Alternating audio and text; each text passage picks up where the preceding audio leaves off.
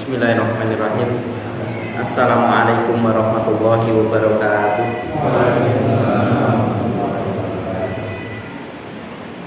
Alhamdulillah. Nasta'inuhu wa nastaghfiruh wa na'udzu billahi min syururi anfusina wa min sayyiati a'malina. May yahdihillahu fala mudilla lahu wa may yudlil fala hadiyalah. Asyhadu an la ilaha illallah wa asyhadu anna Muhammadan abduhu wa rasuluh. Allahumma sholli ala Muhammad wa ala ali Muhammad amma ba'du.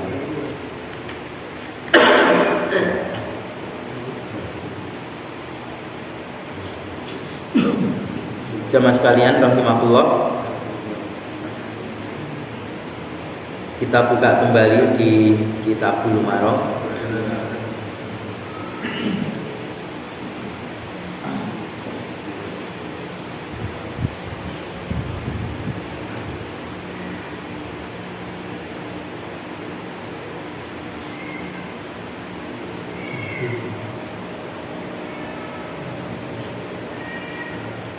Terakhir hadis yang ke 1246.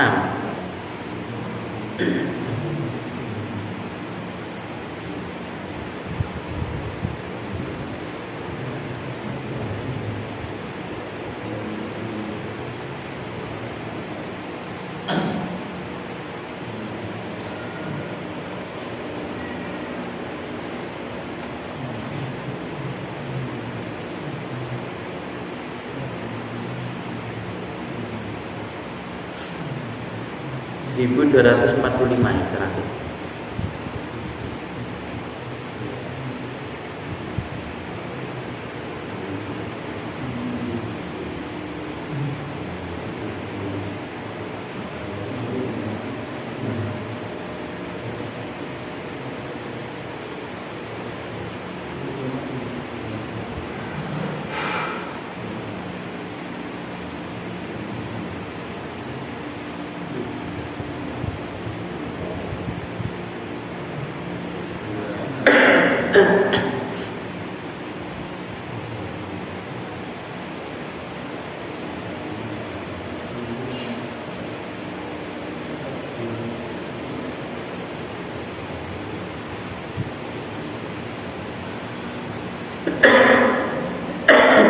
Baiklah, bacakan. Wan Ummi Salamah radhiyallahu anha qalat, dan dari Ummi Salamah radhiyallahu anha berkata si Ummi Salamah, qala Rasulullah sallallahu alaihi wasallam, telah bersabda Rasulullah sallallahu alaihi wasallam, idza kana li ihdakunna mukatabun, apabila ada pada salah satu dari mereka, perempuan budak tadi, mukatabun, mukatab budak yang ingin memerdekakan dirinya, membayar dirinya, wa kana indahu, dan adalah padanya itu, di hadapannya itu, mayuwati, apa yang dicicilkan, bayar yang tidak kontan, faltah tajib minhu, maka hendaklah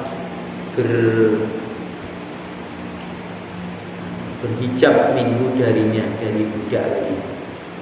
Rawahu Ahmadu wal arba'atu wa shahahahu Tirmidzi. Jadi kalau menurut ini budak yang mukatab, yang ingin merdeka dengan membayar harganya sendiri, nah, tanya kepada tuannya, harga saya itu berapa tuan? Yang 100 kalau di atas itu kan bisa manima'ati, ya, sampai 800 dirham. Dari itu kemudian dibayar merdeka. Boleh dibayar siapa saja, ya, cari sponsor untuk mensponsori dirinya supaya merdeka. Nah, ini dengan bayarnya itu nyicil, maka dengan bayar nyicil itu dianggap sudah terlepas dari kebudakannya, maka bagi si tuan ini harus berhijab dari budak tadi. Kalau menurut hadis ini, jadi tanda menyicil itu sudah dianggap sebagai merdeka. Nanti kalau kita beli barang kemudian harganya sekian tapi kita bayar nyicil itu sudah dianggap barangnya, dianggap barang dia. Ya tergantung perjanjiannya. Dan di kitab buyuk, kitab jual beli itu kan orang membeli tanah yang ada pohonnya, ini baru berbuah. Kalau tidak ada hitung-hitungan, maka buahnya itu masih milik yang punya tanah. Sebagaimana ketika di zaman Nabi itu ada orang beli tanah, sudah ada pohon kurmanya yang sudah dikawinkan, karena kurma itu dikawinkan ya. Itu maka dikawinkan yang punya tanah, kemudian dijual. Ya, maka memanennya itu masih panenan itu masih yang punya tanah kalau tidak ada hitung-hitungan. Karena ada kebiasaan yang berlaku di sana seperti itu. Nah, kalau ada hitungan yang lainnya, monggo. Nah, kalau ini juga begitu, meskipun baru nyicil, maka dianggap budak ini telah sebagai merdeka karena sudah disepakati harga sekian ya, dan disetujui dengan bayarnya tidak kontan.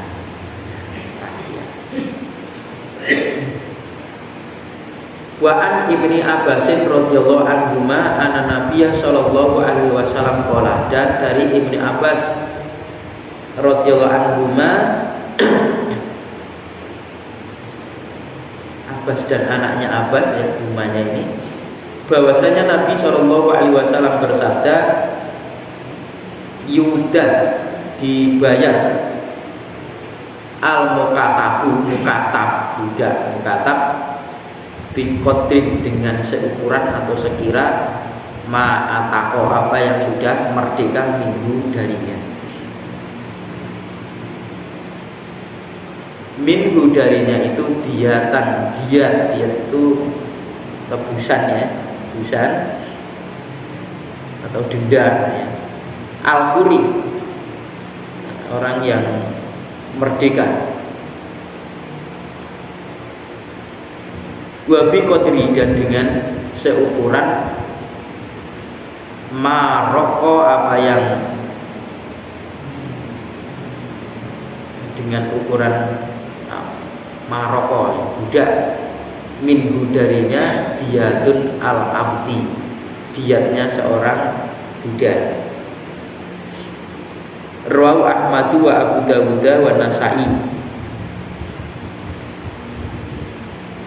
Jadi ketika budak mukatab ini dibayar dengan seukuran atau standar harganya, sekira harganya tadi, maka dia sudah merdeka darinya. Dan seandainya dia itu terkena diat, maka diatnya ini diat orang merdeka.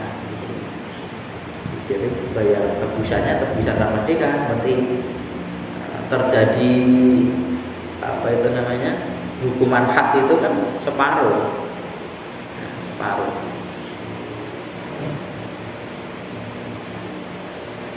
Nah, kalau di hadis ini adalah karena dia sudah merdeka, maka diatnya atau dendanya, kalau dia itu berbuat terkena denda, maka dendanya itu seperti orang merdeka, tidak separuh lagi. Dan budak zina gitu ya, kemudian dinasihati tidak mau, sampai 3 kali, maka jual aja. Itu nah, dijual walaupun harganya murah, dijual. Kemudian dengan sekira budak apa yang merdeka, budak tadi darinya itu, maka diatnya itu seperti budak, kecuali kalau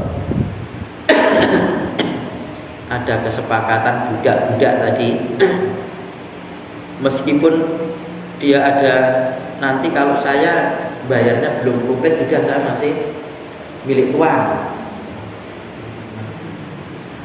masih bekerja untuk tuan. Nah, kalau awal-awal zaman dahulu sebelum peraturan-peraturan kebudakan yang akhir-akhir ini dipisahkan, dibolehkan karena kesepakatan yang seperti itu. Bahkan dulu awalnya orang yang membeli budak, memerdekakan budak, kan walaknya harta budak ini kan untuk yang memerdekakan. Itu awal-awalnya tidak begitu. Maka si tuan ketika Bariroh dimerdekakan oleh Aisyah radhiyallahu anha itu dengan tarik kepada Rasulullah, bagaimana ini si Bariroh ingin merdeka dan minta bantuan kepada saya, mau saya bayar Rasulullah. Bayarlah kalau kamu mau dengan harga sekian, maka kamu akan mendapatkan harta milik budak, ya, harta milik budak. Kemudian diajukan ke tuan, oh enggak, harta budak ya milik saya, budaknya memerdekakan. Nah, akhirnya Rasulullah mengeluarkan satu hukum, ya namanya walak itu ya milik yang memerdekakan. Bahkan bagaimana alasan yang ada, ini ya, meskipun 100 alasan, kalau itu tidak alasan dari kitabullah maka tertolak semua.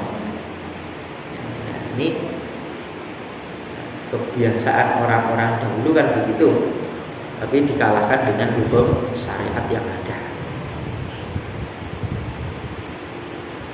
Wa an Amr bin Haritsin akhi Juwariyata umil mukminin, ya. Dari Ibnu Harits, ini saudara laki-lakinya si Juwariyah. Juwariyah ini salah satu dari istri beliau, menjadi umil mukminin, ya, radhiyallahu anhuma. Qala berkata, ma taroka Rasulullah sallallahu alaihi wasallam indal mauti. Rasulullah sallallahu alaihi wasallam itu tidak meninggalkan inda mautihi, ketika wafatnya, dinar wala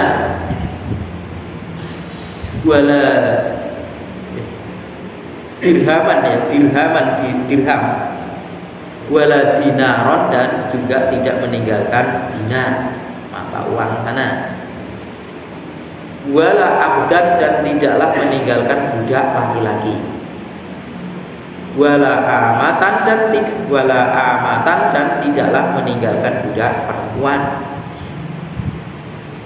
wala syai'an, dan tidaklah meninggalkan sesuatu,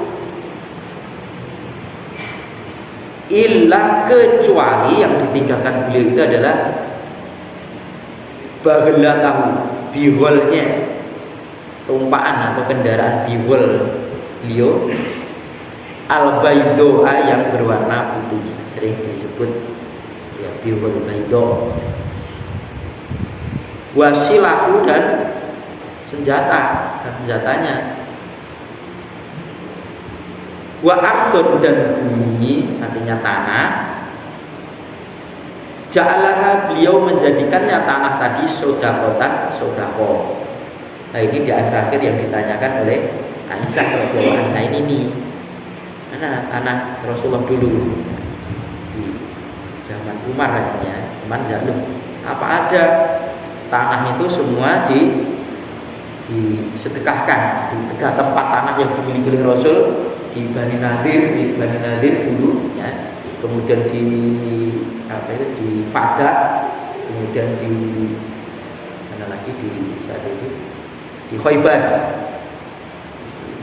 peperangan Khaybar itu sudah muslim ini sudah mapan hidupnya, ya, karena memang fight-nya di Khaybar itu besar.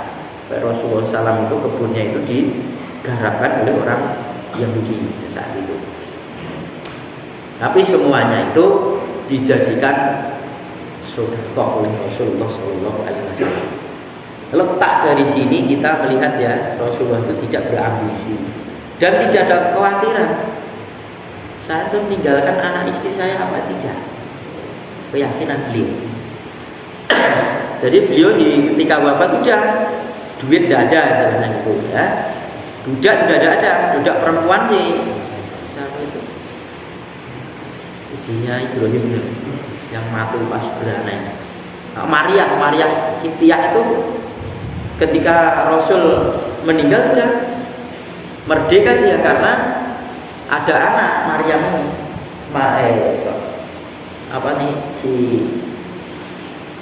Rasul budaknya Rasulullah itu dia melahirkan Ibrahim itu, maka otomatis kalau ada budak dikumpuli tuan, maka tuannya meninggal, maka ibunya merdeka, kemudian anak ini dinasabkan kepada bapaknya, kepada tuannya. Ketika lahir sudah merdeka. Ya, kalau tuannya belum meninggal ya menjadi ummu walad, anaknya merdeka, ibunya budak. Ini kan dihindari gitu ya. Bihol itu adalah campuran kuda sama apa? Pokoknya lebih kecil dari kuda gitu ya. Tapi rusak nih bihol. Dan beliau ini kalau mengendarai kendaraan itu, wah beliau ahli. Pernah terjadi suatu keguncangan di Madinah itu ya, orang-orang pada panik, ada apa ini? Kemudian Rasulullah pinjam kuda, apa dulu? Beliau lepas tak, nggak pakai penjualan, pecah dan orang begitu panik itu ya dari sana tidak ada apa-apa. Seorang pemimpin itu tidak menakut-nakuti pada rakyat. Begitu ada sesuatu yang rakyat itu gempar, maka beliau tampil memastikan ada apa ya.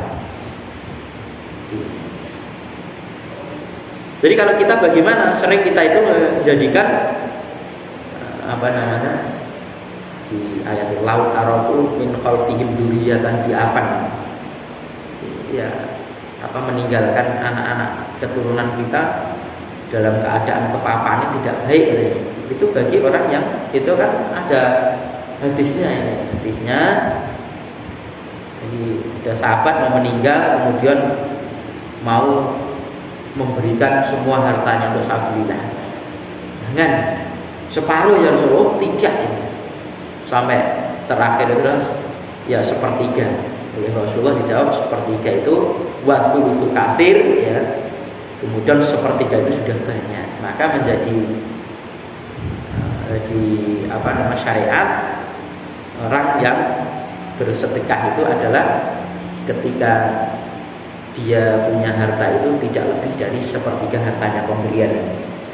Jadi tidak hartanya itu dihabiskan semua, kemudian orang tuanya mati tidak ada harta waris.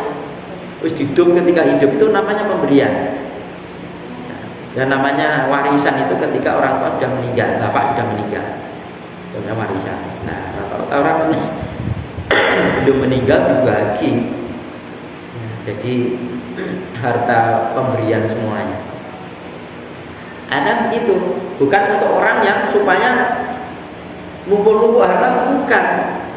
Jadi ayat itu dipakai untuk orang-orang yang kaya kemudian mau mensedekahkan hartanya sampai separuh ya. Rasulullah ditahan. Akhirnya sepertiga itu. Tadi jalan yang sepertiga kamu sedekahkan, kemudian yang selebihnya itu untuk harta warismu sepertiga banyak. Ya, kalau hartanya miliaran sepertiga itu kan sudah dulu di tahun 2001 itu Surabaya. Jadi mau mengeluarkan zakat itu teriak-teriak, dapat saya. Hanya ada berapa 700 juta harta malnya itu.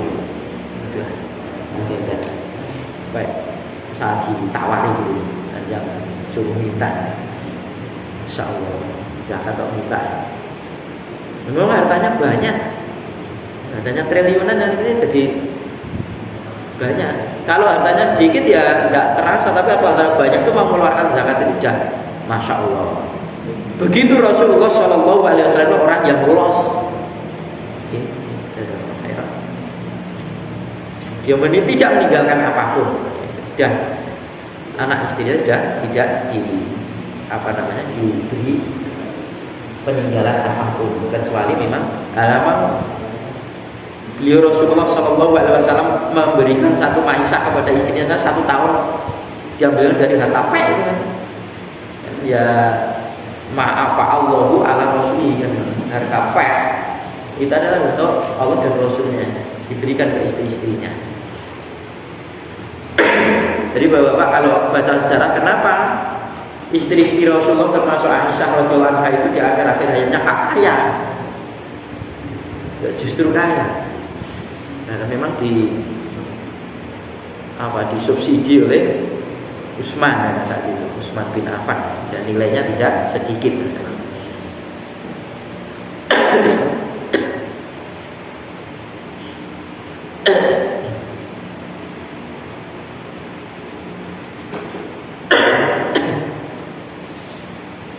Tidak ada seorang yang lebih dermawan dibandingkan oleh dermawannya Rasulullah SAW, dan itu pun kalau umatnya dilarang sampai menghabiskan hartanya seperti kecuali Abu Bakar As-Siddiq radhiyallahu anhu.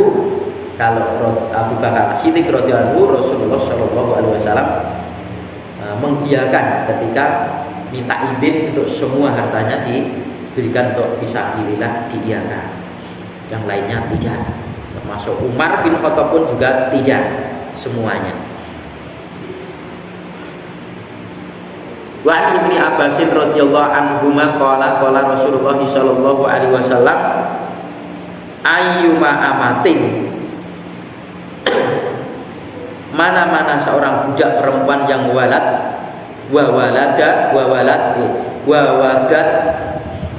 ya. Insyaallah kebalik-balik. Waladat kan melahirkan. Mana-mana budak perempuan yang waladat telah melahirkan min sayyidiha, dari tuannya. Nah ini. Fahiyah, maka dia budak perempuan tadi hurratun, merdeka. Ba'da mautihi, sesudah kematiannya tuan tadi. Akhrajahu Ibnu Majah wal Hakimu bi isnadin dhaifin, dengan sanad yang dhaif kalau di hadis ini. Warajjaha jama'atun waqfahu ala Umaro. Kalau di jamaah ya, perkumpulan itu merajih hadis ini dengan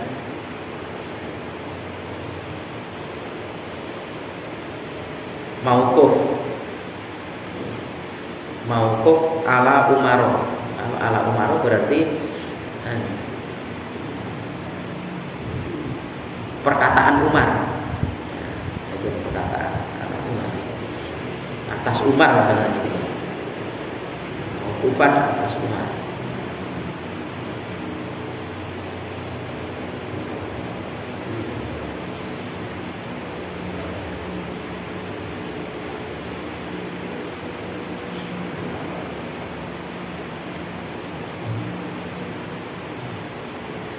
Kalau di hadis yang dari Ibnu Abbas ini dinilai oleh Al-Hakim dengan dari Al-Hakim ini dengan sanad yang dhaif, tetapi di riwayat-riwayat lain itu tidak dhaif, ya, tidak dhaif. Artinya ya kalau dipakai ya dengan dalil hadis yang bukan ini sebagai penguat, penguat dikuatkan oleh hadis yang lainnya. Ada syahid, ada sahih li ghairihi ya. Sahih dengan adanya hadis yang lain meskipun dhaif seperti ini. Di sini.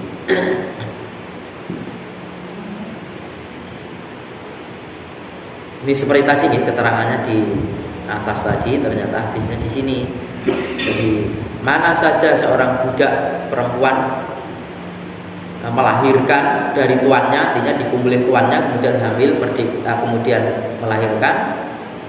Nah, budak perempuan tadi kalau tuannya meninggal maka sudah otomatis merdeka. Merdeka. Anaknya dinisbatkan kepada tuan, ya, kepada tuan. Jadi kalau seperti orang cerai itu juga begitu, sebenarnya anak itu juga hak bapak. Dinisbat dinnya ini ke bapaknya. Ikutnya sana. Laki-lakinya meninggal, suaminya meninggal, jadi yatim ya.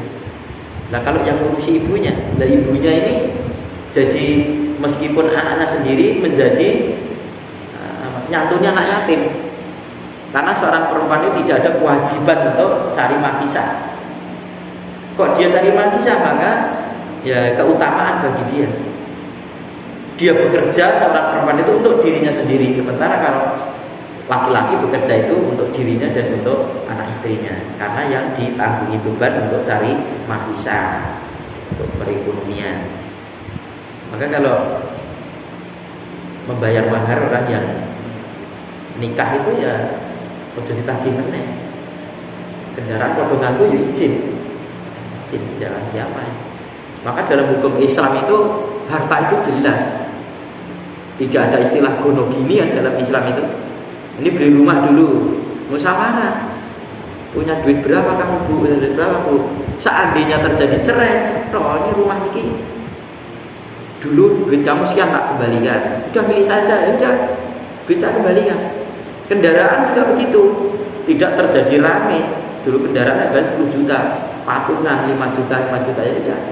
Kendaraan yang pakai siapa? Kalau jadi cerai maka mengembalikan duit dulu. Seperti itu.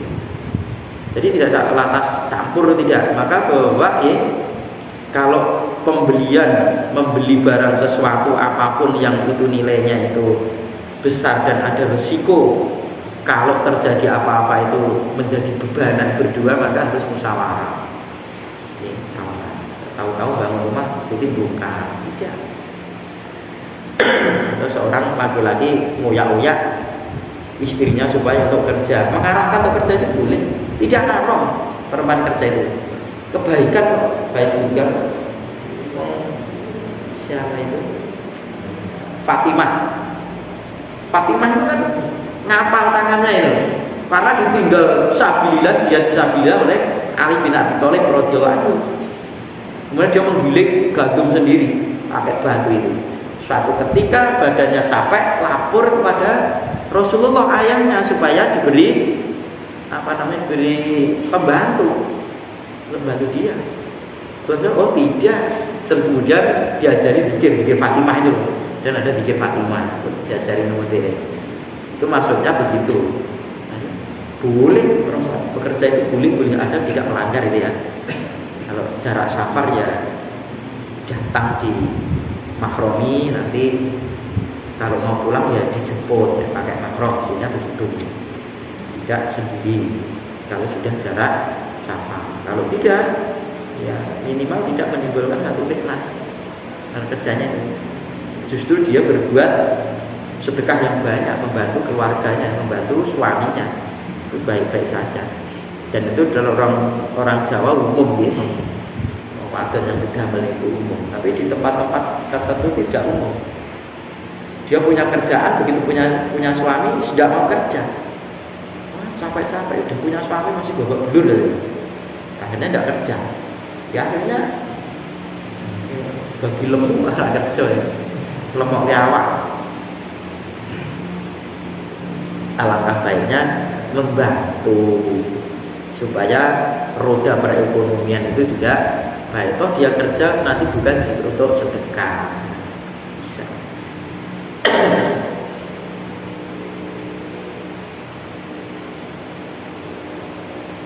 Wa an Sa'd bin Hunayfin radhiyallahu anhu anna Rasulullah sallallahu alaihi wasallam qala man a'ana, barang siapa yang menolong mujahidan, seorang mujahid, menolong mujahid fi sabilillah, pada jalan Allah,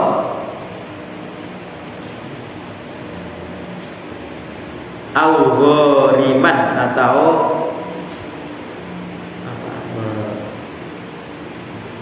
menanggung utang. Yang di sabilillah tadi punya utang, terus dia membayar utangnya atau dia yang nanggung. Fi usratihi, pada usrahnya, pada tanggungan si keluarga yang ditinggal mujahid sabilillah tadi. Jadi orang jihad pada perang, siap sabilillah, ada peperangan. Lah keluarganya itu kita tolong, kita tolong. Kalau ada utang, udah saya nanggung. Bagi dia kan ada tanggungan utang, nanti saya melunasi. Kan?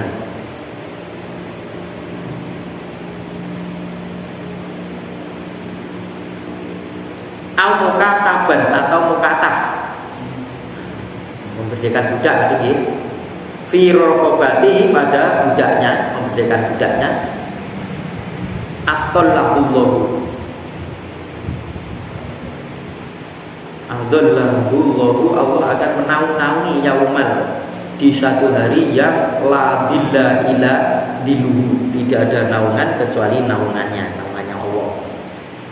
Rawu Ahmadu wa sahahul Hakim. Jadi namanya sabilillah ya apa saja. Setahu saya juga di saudara-saudara di Jaulah jamaah tabligh itu kan ada asuhan kurut itu keluar untuknya dia 3 hari mamanya dia, ada yang 40 hari, ada yang 4 bulan, ada yang berapa lagi ini ya. Itu banyak saudara di daerah Gilimanuk Ngalor itu yang ikut gitu, saudara-saudara dari anak bapak itu. Lah tanggung di kayak kurut tanggung di 4 bulan ya. Lah ini dia punya sapi, punya kambing itu ditanggung jamaah dia. Jadi tiap hari itu digilir. Hari itu digilir. Kalau orang banyak kan tidak difitnah, nek diurusi wong siji dadi fitnah. Pokoknya ngurusi rondo kan dadi fitnah. Dah. Pun rekoso nih jane tarpe apik ngope rono wae. Apalagi rondo. Orang ngurusi itu jangan. Menolong orang yang jihad fisabilillah atau melunasi hutang dia atau memerdekakan dalam budak, maka Allah akan memberikan naungan jihad fisabilillah.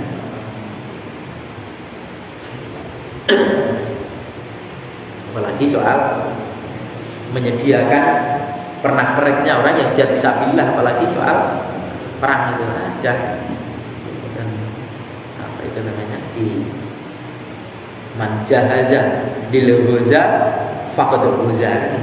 Saudara-saudara, siapa yang bersiap-siap dirinya itu untuk berperang, berarti dia sudah berperang. Begitu juga manjahaza lil ghuzi faqad ghuza. Barang siapa yang mempersiapkan orang yang mau berperang, maka dia sudah termasuk berperang. Nah perang di sini sabilillah kan di jalan Allah itu banyak situasinya. Situasi aman maksud yo perang ini sopo lah. Wong perang itu harus ada pimpinannya, diminta izinnya, minta izinnya. Punya tanggungan apa di rumah, orang tua sakit, padahal dia yang jadi tanggungannya tidak boleh berangkat itu. Ya anak yang ditanggungkan untuk menghidupi orang tuanya, tidak ada yang lain. Kita yang memimpinnya apa? Si ngerake sopo, amire sopo berperang, tidak ada. Yang jihad sabilillah itu sesuai dengan kita. Maka orang-orang yang memfasilitasi orang yang di jalan Allah itu, maka ya sama, pahalanya itu sama. Orang yang ya jahaza lil ghuza tadi ya faqad ghuza itu. Orang yang memfasilitasi orang yang fisabilillah itu sama dia. Atau juga itu tadi manjahaza lil ghuzi tadi faqad ghuza, mempersiapkan dan menyiapkan kendaraannya untuk sabilillah. Maka saat dulu itu kan kuda itu saat nyeletong itu diberi pahala oleh Allah Ta'ala. Ya, mempersiapkan perbekalannya mungkin gitu ya, itu kan diberi pahala oleh Allah Ta'ala. Yang urusan perang tambah lagi. Bab perbudakan.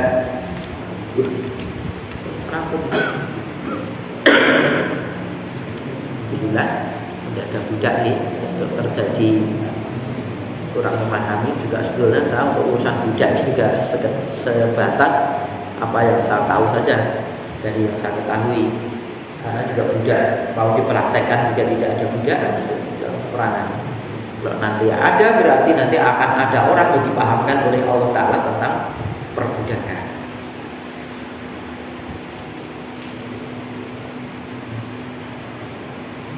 Bentar ya.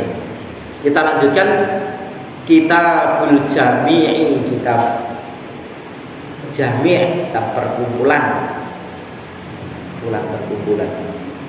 Babul adabi, bab adab, tata krama, etika, etika. Paling tidak saya bacakan hadisnya dulu.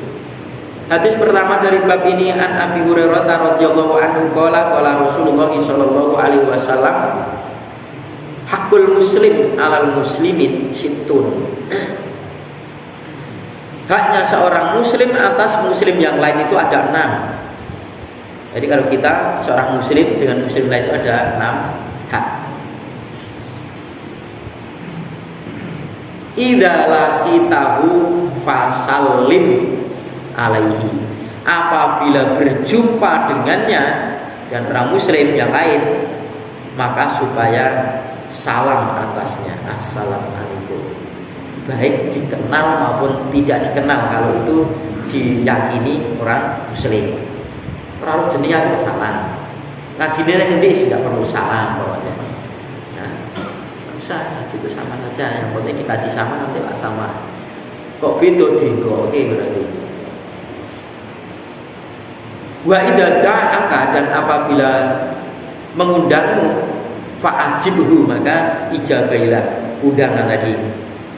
Kalau kita diundang, datang meskipun undangan makan, asal undangan itu tidak maksiat. Undangan makan, datang.